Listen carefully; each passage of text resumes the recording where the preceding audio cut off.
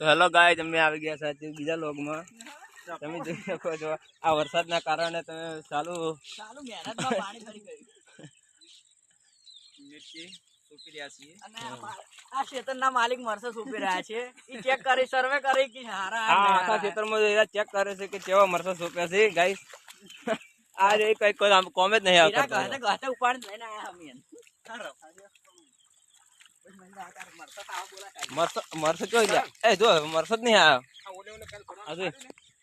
pressure મારે ત્યાં મેણિયા લઈને આપણને મોય બોજ દેવાનું જોવાનો પ્રેશર મારે ને